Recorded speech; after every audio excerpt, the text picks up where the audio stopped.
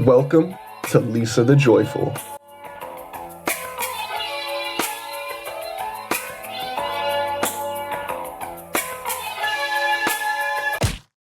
Just a quick note, this game is DLC, so I'd recommend watching the original game first. That way you're caught up on the events of the last game. You can find my coverage of the original game in the top right or in the description. Let's get started. The game opens with Brad dragging a bag towards a hut. Right away, we can tell that Brad is a bag chaser. Inside the hut, we meet Buddy, Brad's adopted daughter. The bag contains a beaten, tied-up man. Bag chaser Brad also appears to be a bondage freak. If any goth girls have similar taste to Brad, they should phone me. Brad tells Buddy she must kill this man, explaining that weakness has no place in their world. In the previous game, Lisa the Painful, we learn that Buddy is the last remaining female in a Mad Max-esque wasteland. Brad, worried for her survival, is attempting to expose her to atrocities in a safe and fun, educational manner. Today's lesson is murder. As the man begs for his life, Buddy hesitates but ultimately obeys Brad's orders. She takes the man's life. Title card.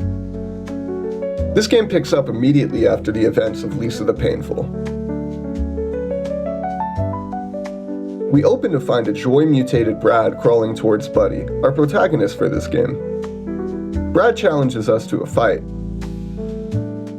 Instead of engaging him directly, we turtle up, guarding repeatedly like we're holding a super horn in first place. After a few churns, Buzzo arrives, interrupting the fight and dragging Brad away to make his already miserable existence worse, like putting Eeyore in a saw trap. Buzzo leaves and Buddy has to carry on. Great song by Fun, by the way. We soon encounter a group of men with less than savory intentions looking to give Buddy a special treatment. Just as things look dire, an off-screen voice commands them to stop. It's Rando, our old friend, stepping in to save us. This guy rolls up with the abs of Storylord from Rick and Morty. He's no nerd, but we'll have to make do. Rando, looking worse for wear after his encounter with Brad and Lisa the Painful, warns us to run. But the men aren't ready to give up their opportunity, living by the gospel of lose yourself. The men make a mockery of how far Rando has fallen since the previous game. It's true, bro looks like Conor McGregor after his scrap with Khabib. Before they can act, a massive joy-mutated monster swoops in and takes one of them out. Buddy and Rando seize the chance to flee. We put on our speedrunner shoes and cover as much ground as fast as possible to get away from the creature and find refuge in a cave. Rando lectures Buddy about Brad's love for her, insisting he only meant to protect her. Buddy, tired of being told what to think, cuts him off like a BMW driver. Good on you, Buddy. Rando reveals his friends can provide protection, and he reiterates Buddy's importance as humanity's last hope. Leaving the cave, we encounter the men from earlier, now victorious over the monster. They spot Buddy, and it's on sight. Fortunately, we're ready to introduce them to God.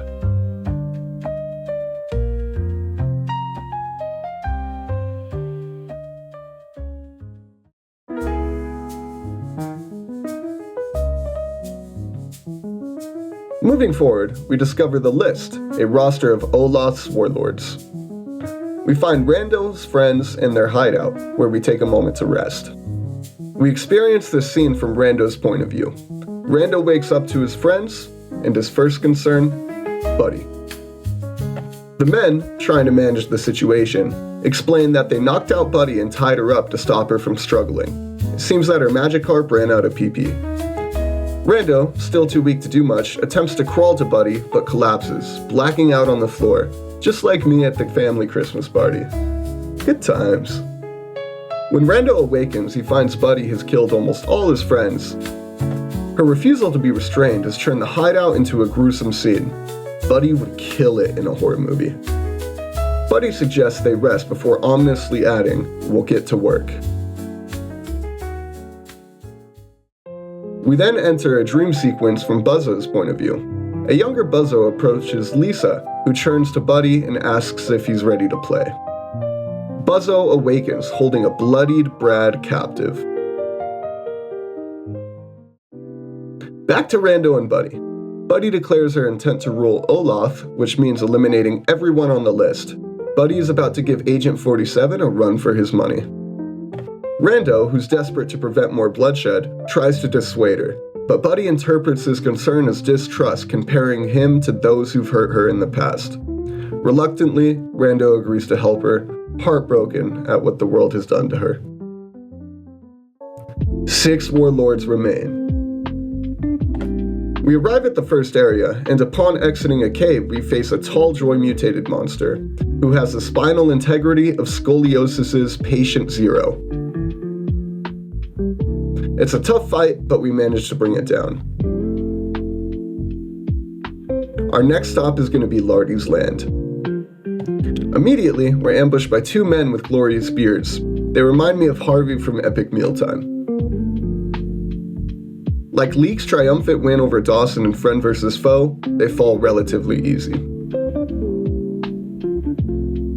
We take them out and steal their truck. As we drive, more of Lardy's men attack, but we fend them off. They are germs, we are the hand sanitizer. Finally, we confront Lardy himself, aiming to claim our first head from the list.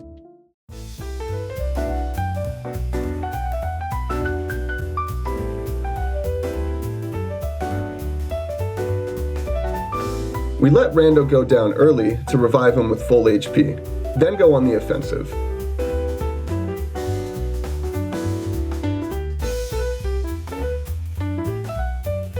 Midway through the fight, Lardy whips out 2 rifles, escalating the fight.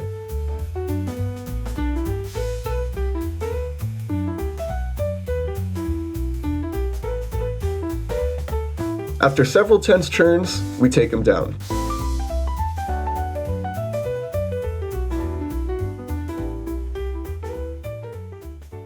Rando mentions his importance as a supplier for Eastern Olaf. Apparently, Lardy had similar traits to Pablo Escobar.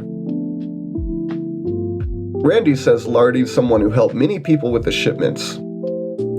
Buddy disregards this and moves on. Defeating Lardy grants us a new skill, the ability to receive random items during battles.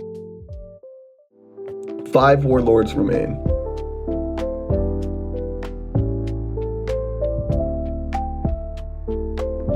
We come across a campfire, and Rando suggests Buddy take a moment to rest.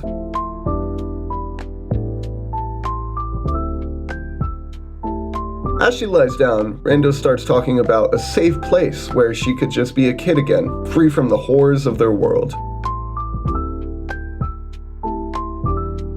Buddy, ever grounded in reality, shuts him down. She tells him that she lives in this wasteland, not the idyllic dream he's clinging to. This is her life and there's no escaping it. After resting, we press on, revisiting a cave on the way back to Lardy's. Going AFK in the cave for a few minutes makes a squirrel appear that drops a goldfish for us. We snag it. This little treasure will be useful much later in the future. In another area, we're ambushed by a group of men who attack us on sight after spotting Buddy. The fight proves challenging, and like I'm trying to make it past the big red balls, I wipe out. I decide to return that later after leveling up a bit. Backtracking, we blow up the entrance to another cave using TNT we got from beating Farty. This leads us into Vega Van Dam's territory, who's another warlord on the list. Inside Vega's domain, we mow through his waves of men, mopping them up like a high school janitor on overtime. Finally, we reach Vega's warehouse, where we're greeted by Vega himself and his 2 bodyguards. These guys look like they're one hole punch away from a free meal at the steroids buffet. As if he'd been caught in a premiere bowl, Vega makes a dramatic entrance.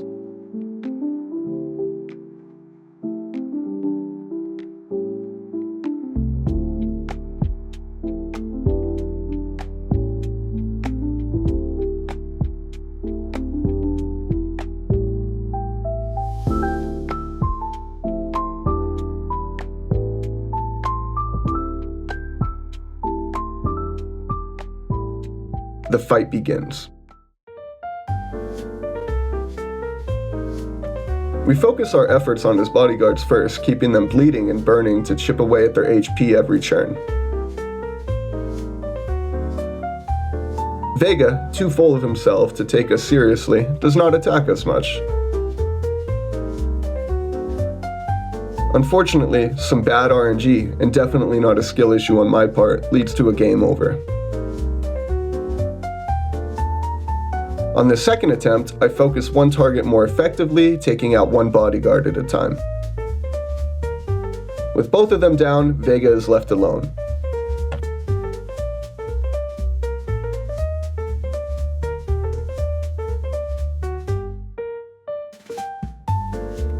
Like a mailman, we hand-deliver the final blow, taking him down. In his dying breath, Vega spits out one last insult, calling Rando a bastard.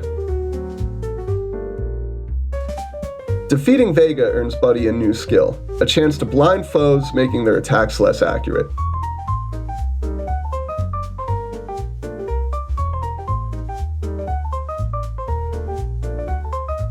Four warlords remain.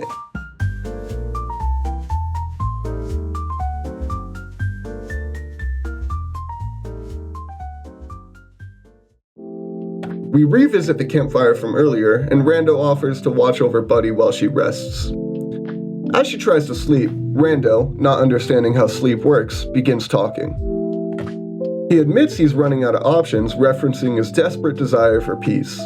Then, he takes a note out of Pusha T's book and drops a bombshell. That man has a son. Rando reveals he's Brad's adopted son, Dusty Armstrong. Rando reveals that he deeply loved and respected Brad, even up until Brad mutated. The revelation takes Buddy by surprise. Rando tries to use their shared connection as brother and sister to dissuade her from her path of destruction. Buddy, unwilling to engage with him emotionally, deflects by saying she's tired and goes back to sleep. Rando, realizing that Buddy is unwavering in her pursuit of vengeance, sits in silence, hanging his head in despair. Our path leads us to Mr. Beautiful's territory. Before we venture further, Rando stops us, pleading with Buddy to spare the innocents in this pacifist village and only confront Mr. Beautiful himself. Like my crush after I confess my feelings, she doesn't care. Buddy doesn't trust anyone, not even a pacifist. Unfortunately for Rando, he doesn't realize that these innocent pacifists are free XP. Ignoring Rando's pleas, Buddy channels her inner Homelander and starts mowing down the peaceful villagers. Since the villagers don't fight back, we take advantage of this to farm items using Farty's Warlord skill. Among the loot, we find clean water, another item that will come in handy later. Deeper into the village, we find the aftermath of a Joy mutant attack, dead bodies strewn across the ground. Naturally, we confront and dispatch the mutant, sending it to the afterlife.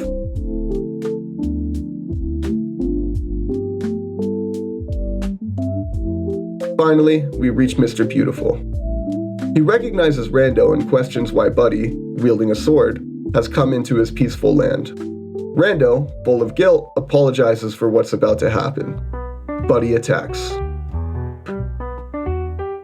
True to his code of pacifism, Mr. Beautiful refuses to fight back. Thanks, boss. Near the end of the battle, he finally breaks, defending himself with violence. Gandhi would be disappointed. His efforts come too late. We swiftly finish him off, and in his dying breath, he asks Rando, why? Defeating Mr. Beautiful earns Buddy a new skill, Truce, which prevents both parties from attacking for 2 turns. Proof that even Buddy can appreciate Switzerland's time-tested strategy of staying neutral. 3 warlords remain.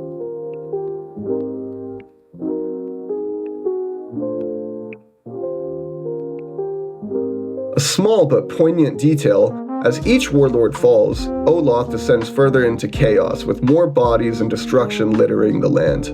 Buddy's quest for order only brings greater disarray. As As we cross a familiar campfire for the third time, Rando makes another desperate plea for Buddy to stop. He reiterates her importance as humanity's last hope. Buddy, hardened and resolute, rejects his appeal. She insists that she will not be controlled and is only treating the world the way it treated her. Rando, visibly distraught, argues that not everyone deserves death. He declares that he cannot continue following Buddy down this path. Buddy retaliates with sharp words, accusing Rando of being a bad brother and comparing him to Brad. Realizing that Buddy's path is unchangeable, Rando drops the conversation and suggests she rest. When Buddy awakens, Rando is cosplaying a dad who said he'd go out for cigarettes and milk. Gone. Without Rando's support, the game's difficulty spikes, reminiscent of Super Monkey Ball's Master Mode. We're greeted by another Joy mutant, who two-shots us on our first attempt.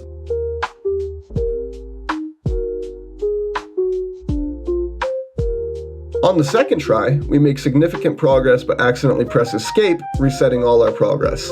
Super!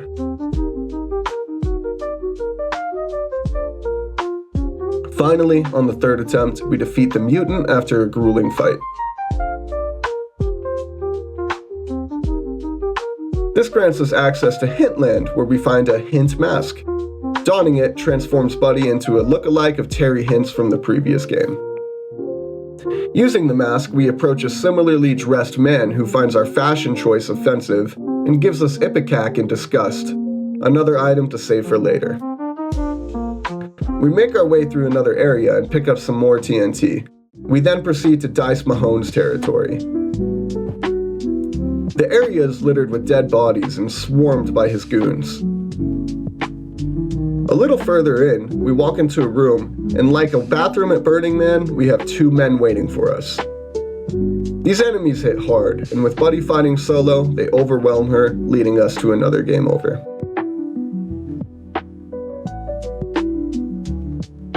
On the third attempt, careful management of resources and status effects sees us through. Finally, we confront Dice himself. Unfortunately, like many of the cool kids, he has succumbed to Joy transforming into a monstrous version of himself. The fight is a marathon. We keep Dice bleeding and blinded while using Pacify to buy time for heals. His attacks are punishing, but he doesn't strike often, occasionally debuffing himself to give the Rock Lee effect of wearing weights. After an intense battle, we roll dice. His defeat grants Buddy a new skill, the ability to self-inflict status effects for a TP boost, enabling powerful attacks.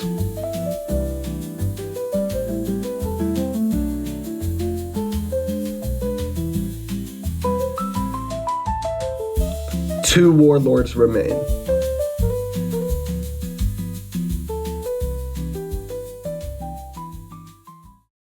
We use the TNT we found earlier to blast open the entrance to a cave. Inside, we encounter a grotesque monster with the unsettling resemblance to Marty from Brad's Nightmare and Lisa the Painful. This monster is built like a Winston Primal with an absurd amount of HP. To chip away at its health, we rely heavily on status effects like Bleed and Poison, ensuring it takes consistent percentages of damage each turn. After 7 grueling minutes of combat, the beast is finally slain. Kratos would be proud of us for slaying something this monstrous.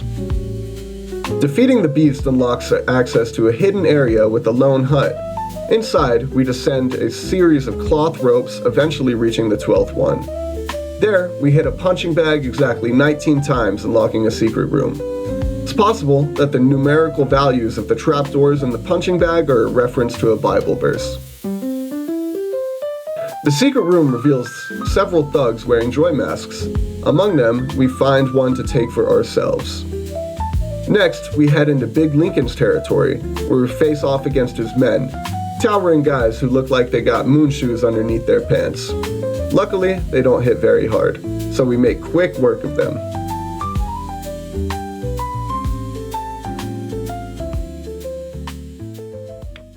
Lincoln fights us in a blood-soaked room straight out of Dexter. His attacks hit like an ice truck, taking out half our health in a single blow, while he constantly applies status conditions to keep us on edge. Worse yet, he's immune to some of our own debuffs. Midway through the fight, Lincoln suddenly swaps phases. Instead of attacking, he stands still, glaring at us and praying silently. The eerie calm doesn't last long, as he eventually reverts to his original phase, resuming his relentless assault. After several punishing churns, we land the final blow. Lincoln falls and we unlock a new skill, the ability to guard and gain TP when taking damage.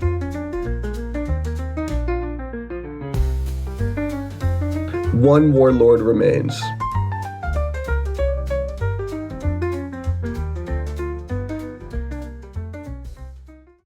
As we move forward, we find Rando, hung by barbed wire, barely clinging to life. As Rando begins to talk, the barbed wire that was tied to the rock breaks. Buddy grabs the wire to save him, slicing her hands in the process. Upon grabbing the wire, a man from earlier in the game appears. He taunts Buddy, hinting at assaulting her while Rando begs her to let go and save herself. We're presented with a choice, either let go and defend ourselves, or hold on and endure the man's threats to save Rando. Despite Rando's abandoning, we hold on. He is still our brother. Just as the man moves to act, another Joy mutant leaps in and kills him, severing the threat. As Rando hangs on the brink of death, he begs Buddy to let go in order to alleviate the wire mutilating her hands. Buddy refuses. Pushed to the brink, Rando confesses to betraying Buddy by orchestrating her kidnapping at the beginning of Lisa the Painful. The betrayal makes Buddy's decision like choosing between Hannibal Lecter or Kermit the Frog to be your babysitter. The screen fades to black as Rando falls. We find him below, and in his last words, he begs Buddy to abandon her path of destruction.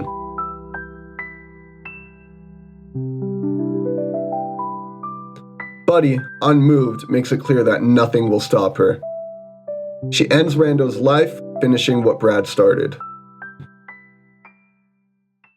From here, we head back to Lincoln's lair and discover a hidden room. Inside, we find a blue key. Back in Dice's area, we interact with the lifeless body several times. After some unsettling interactions, we manage to pull stitches from the corpse, a morbid but necessary step to move forward. Armed with the blue key, we make our way back to Mr. Beautiful's territory. The key unlocks a door leading to a hut where we find a ceremonial sword.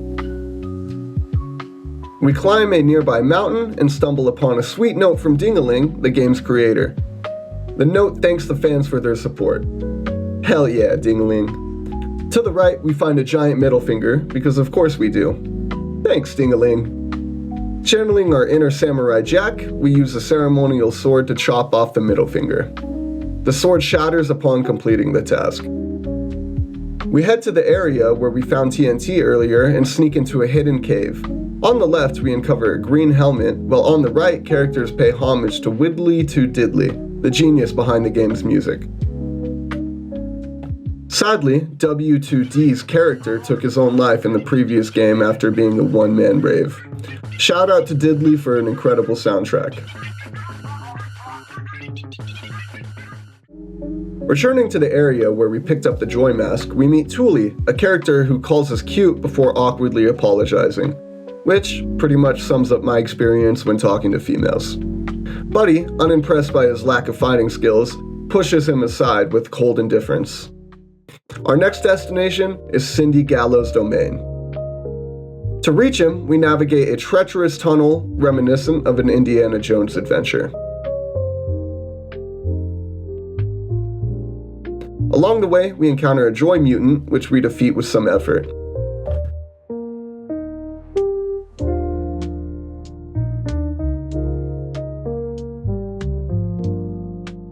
Exiting the cave, we find Gallows, who seems to have lived up to his name. He is hung, riddled with arrows, and surrounded by men who confess to executing him.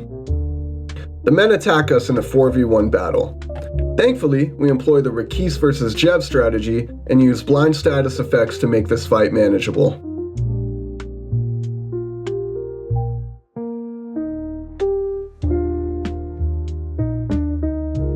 Once they're down, Gallows surprises us by speaking. Despite being near death, he delivers some Larry Bird level smack talk and challenges us to a fight. Shorts up, it's scrap time.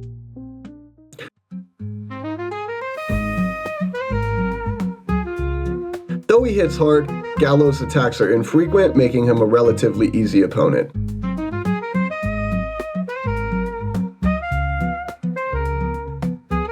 After the fight, we unlock our final skill, a revival at 1 HP upon death.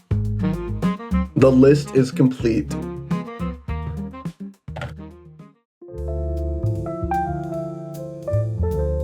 To the left of the list, we find a hidden cave containing a tiny picture and garden gloves.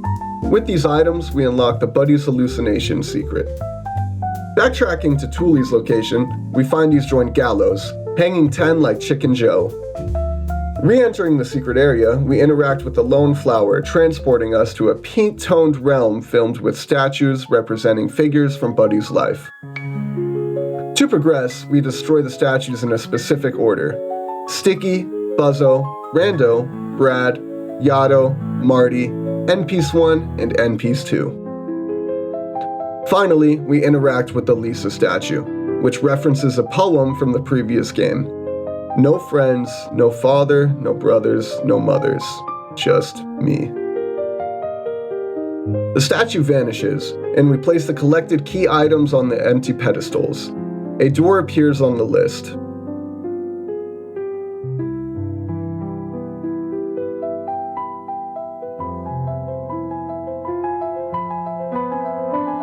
Entering, we find ourselves in a dim, raining realm filled with ghosts of the deceased warlords.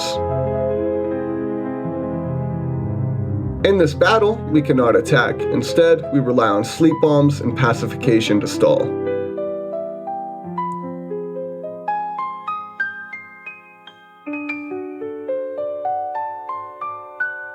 We start the fight by putting a handful of warlords to sleep. Next, we blind them, decreasing accuracy. The next turn, we use our wolf stance to guard and gain some TP back. With our new surplus of TP, we pacify all enemies for 2 turns, which gives us time to heal up Buddy. We use another sleep bomb to re-sleep another handful of warlords. Then, we pacify all enemies as they ask why Buddy won't fight back. Several turns of stall later, we are granted the opportunity to escape, so we snag it without hesitation. In a dark callback to the original game, we find a nipple. Naturally, I equip it.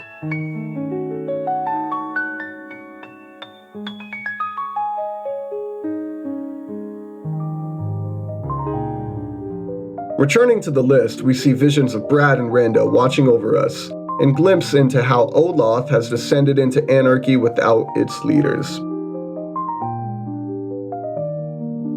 Leaping off a cliff, we discover a secret area housing a joy lab and a funeral scene. A note from Buzzo reads, "I'm sorry, but I can't do it anymore. I'll always love you." Exiting, we're transported to a surreal realm where we control Buzzo. We come across Lisa telling Buzzo, "Let's go play." A callback to Buzzo's flashback earlier in the game. We catch a glimpse into Buzzo's psyche, revealing his grief and trauma over losing Lisa, who he blames Brad for failing to protect her.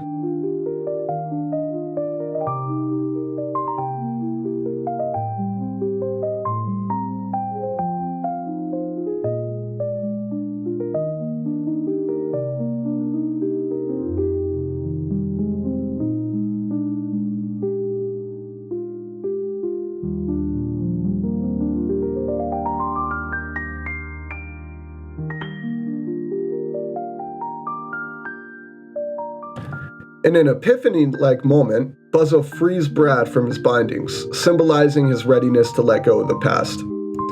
Re-entering the funeral, we find a hidden door leading to a flashback.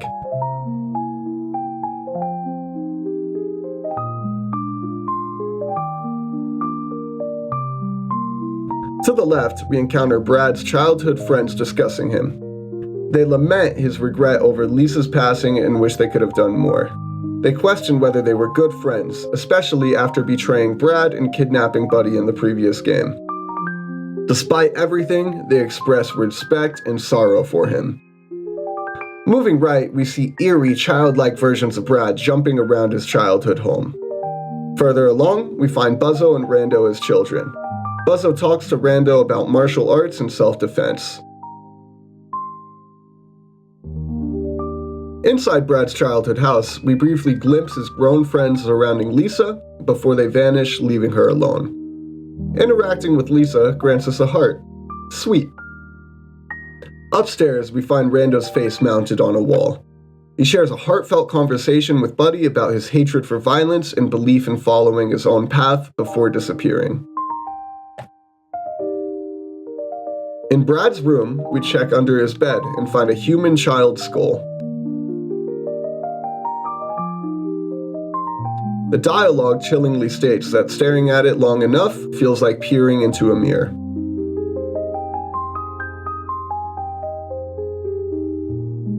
Entering Lisa's room, we discover a hole in the wall containing a grotesque amalgamation of flesh similar to your mother. Using the nipple we picked up from earlier on the amalgamation of flesh opens up a secret door behind it.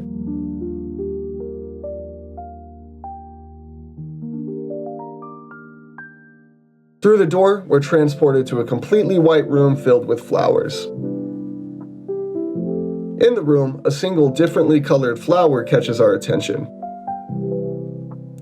We remove the flower from the ground and place it into the skull, transforming the skull into a flowering skull.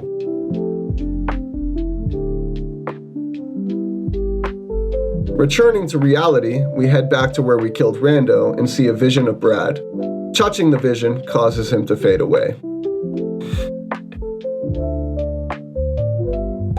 Finally, we can finish the game. Heading back to the list, we move left, passing a trail of gore before finding Dr. Yato.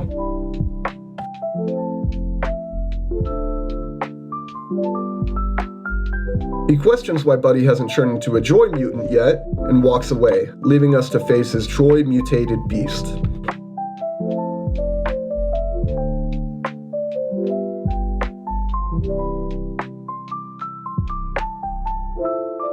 A couple of turns into the fight, Buzzo arrives to redeem himself.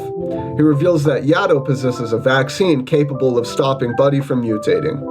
With the renewed purpose, we pursue Dr. Yato. On the next screen, Yato threatens to kill Buddy, but cannot even meet her gaze. Buddy mocks him, calling him pathetic.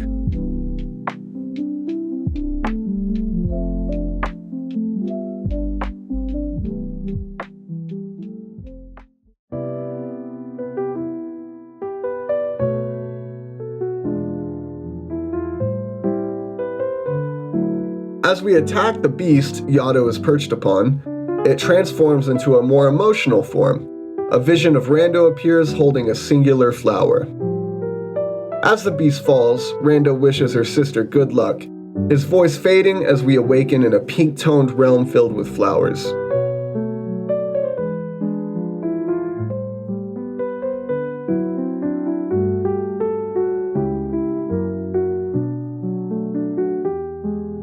To the right, we find Brad, pierced by flowers instead of arrows. As we confront him, Buddy attacks, but Brad does not fight back. After some damage, Brad speaks.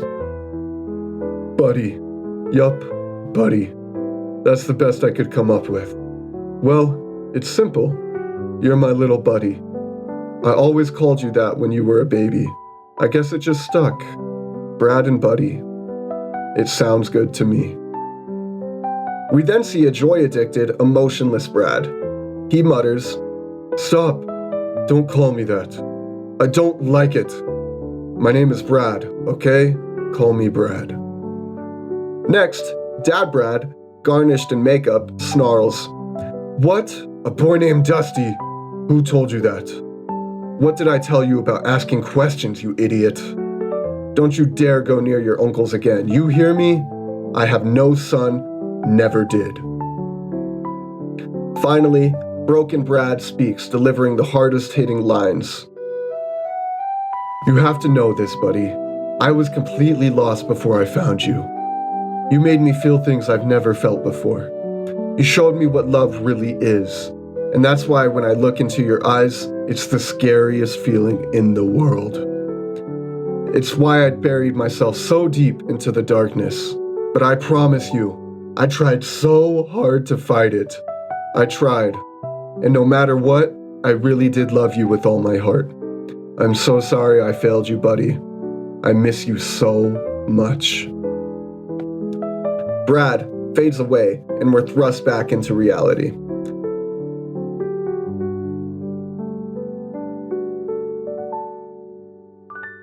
Seeing his beast defeated, Yato flies, but Buddy intercepts him.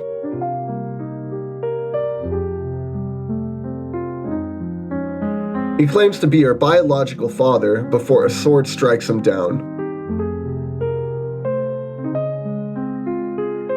Buzzo, battered but alive, emerges, stating that he did it so Buddy wouldn't have to listen to Yato. Buzzo explains Brad's unwavering love and how the trauma Buddy endured was not Brad's fault, but instead Lisa's. How Brad losing Lisa made him stop at nothing to protect Buddy. Buzzo admits his own guilt, blaming Brad for Lisa's death and driving Brad insane using joy.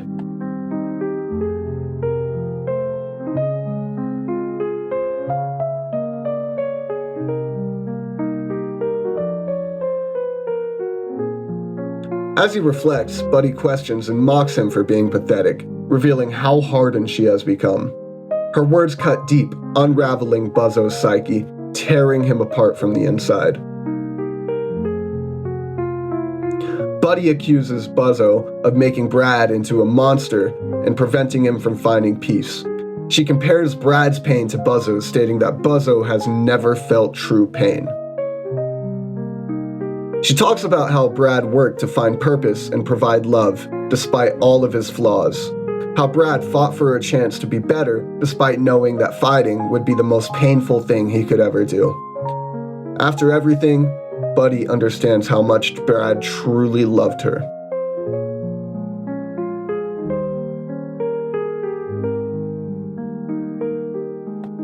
She drives the verbal stake deeper and deeper, saying that Lisa might have never taken her own life if she hadn't met Buzzo. Buzzo, enraged, calls Buddy a bitch and proceeds to black out.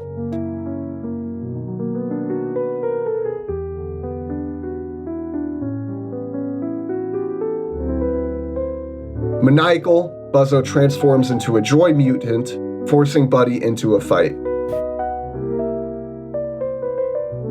We lay Buzzo 6 feet deep.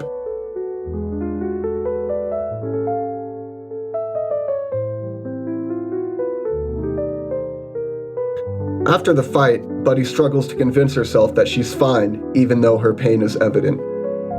A vision of Rando appears, followed by a mutated Brad.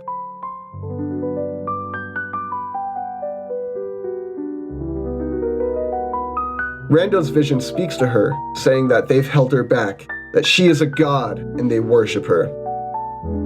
Rando begs her to stay, to become a joy-mutated monster with them, instead of taking Yato's vaccine.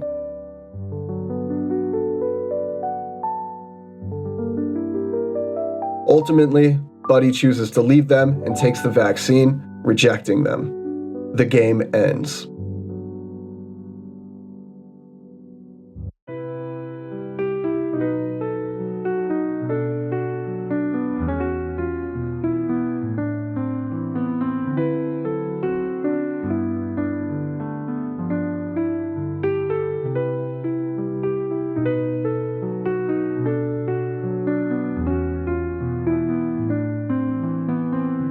There are a couple different endings to the game, so we'll start with the flower ending. After the credits, we're greeted by one last scene. A peaceful field of flowers surrounds Buddy's sword, which has been laid down.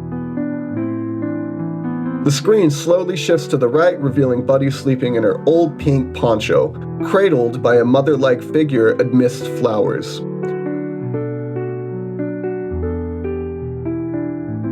In the top right, we see a grave marked by Rando's mask, a quiet tribute.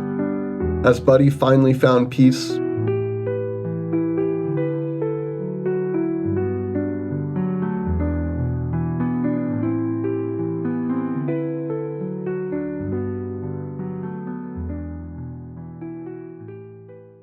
As the scene fades, we hear dialogue exchange between Brad and Buddy. Buddy tries to take a cherished flower from Brad. When Brad confronts her, a tense conversation unfolds. Brad explains that flower's significance as a connection to Lisa and a symbol of effort, healing, and discipline. He compares nurturing flowers to the discipline of martial arts, urging Buddy to learn from his mistakes and grow. If we choose to join them and not take the vaccine, we see a grim post-credits scene. Buddy transforms into a joy mutant herself, standing beside Rando's body. Brad's corpse lies strewn across the area, his torn head replacing Rando's grave. The last hope for humanity is lost as Buddy succumbs to joy, ensuring that no one will carry on the human race.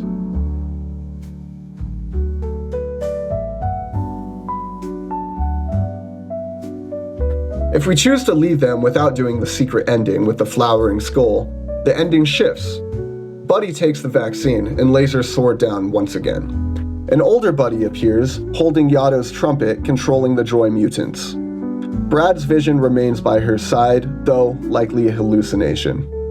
A small child stands nearby, and Rando's grave, marked by his mask, lies quietly in the background. Hope lingers, fragile but still present.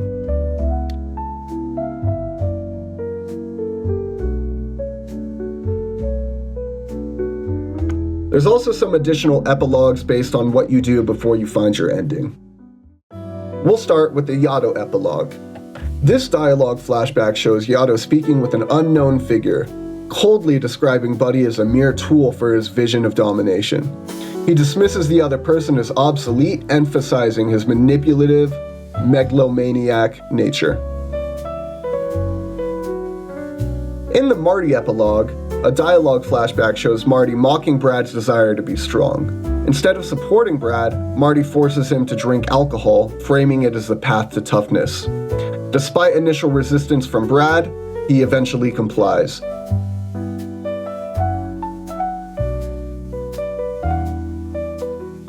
And the scene ends ominously as Marty suggests visiting Lisa, hinting at more abuse. In the File epilogue, the Lisa epilogue, we see a dialogue flashback between Lisa and Buzzo. This flashback explores Lisa convincing Buzzo to mutilate an animal, manipulating his feelings for her by equating his compliance with her love. Reluctantly, he does as she asks, harming the animal despite his hesitation and guilt. Lisa praises him and escalates her request, asking Buzzo to harm her next, claiming it will free her from an unnamed torment and that only he can save her. Buzzo is horrified and resists, but Lisa continues to manipulate him by tying her suffering to a sense of responsibility and love.